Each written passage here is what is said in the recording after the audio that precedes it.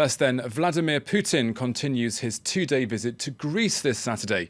The trip is aimed at bolstering ties between the two countries and improving trade relations, especially in the energy and transport sectors.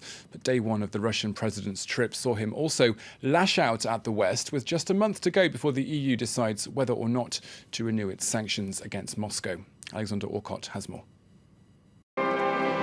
It's his first visit to a member of the European Union in over a year, and Vladimir Putin is in Greece looking for a rare ally within the bloc, while Athens hopes to find a new partner to help with its financial woes. We have discussed in detail, both in Moscow and St. Petersburg, our prospects in economic cooperation. Certainly there are many problems and the circumstances are difficult, but definitely there are also positive prospects. In conflict with Ukraine, Russia is also seeking new routes for its gas pipelines. Greece could be an alternative. Critically, this meeting comes just weeks before the possible renewal of EU sanctions against Moscow, while at the same time the Russian Prime Minister Dmitry Medvedev has announced the extension of an embargo on food imports from the EU until the end of 2017. Greece is calling for calm. There can't be a future for the European continent with the European Union and Russia in rivalry. Greece is a country whose use is that it can be a bridge of friendship and cooperation. The pair make no attempt to hide their friendship. Despite tensions between Russia and the EU, Greece is celebrating 2016 as the year of Russia, and Russia as the year of Greece. Meanwhile, ceremonies will be held this Saturday to celebrate the 1000th anniversary of the Russian presence on Mount Athos, one of the centres of the Orthodox religion common to both countries. Well, for more, we can now speak to Dimitrios Triantafylou, an associate professor and chair of the Department of International Relations at Kadir Has University in Istanbul. Thank you very much for being with us. First of all, can I ask you, why has Vladimir Putin chosen Greece as his first visit to an EU country this year? Well, I think it has more to do with the 1000-year anniversary of the Russian Orthodox Church presence on Mount Athos than anything else. I think there's a lot of brouhaha over nothing. Putin came, it's a religious pilgrimage. Even last night when he was sort of shown around the Byzantine Museum in Athens, he was showing particular attention to anything, any icons or works of art that had a religious significance. So I think he's just playing up to his home audience. And of course, because of the affinity between the two countries, Mount Athos being in Greece, both countries being Orthodox countries, albeit slightly different churches, he's here. I mean, it's his first visit in 9 years to Greece. So I think more than anything, this is it. There's really no substance to this meeting.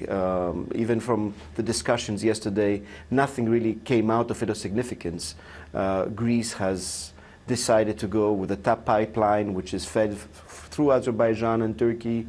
The South Stream project is going nowhere because Russia and Turkey are at odds, and other projects that Russia might want to promote are really not in any way close to what it would want it to be. So I think more than anything, it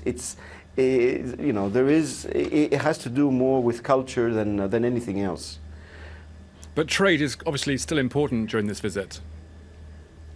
It is important. It is important. I mean, Greece, just like any other EU member state, is suffering simultaneously from the embargo, right? Because it cannot export its goods. And Russia, of course, likewise, it cannot export its goods to European countries.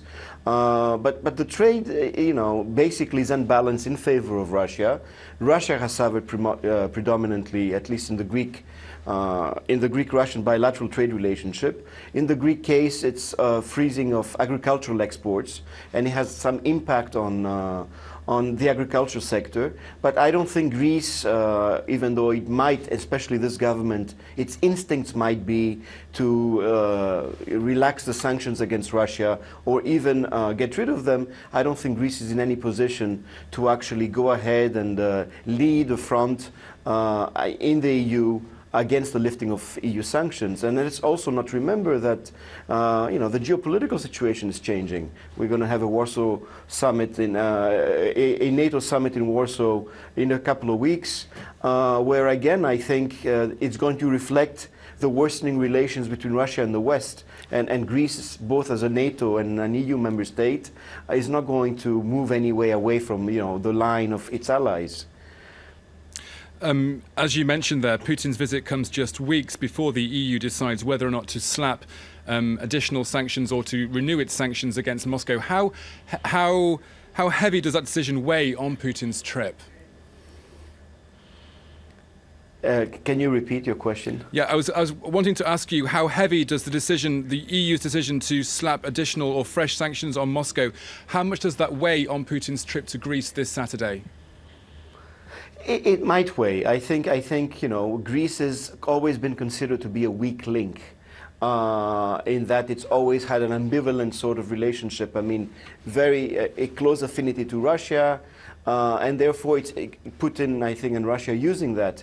But again, Greece is not going. Greece today is not the Greece it was last year, where the government was on the verge of a Grexit and therefore was looking for alternatives, which is even turning to Moscow. So he might be sending his message. He's in a friendly country, undoubtedly, visiting, but I don't think it's going to have an impact at all.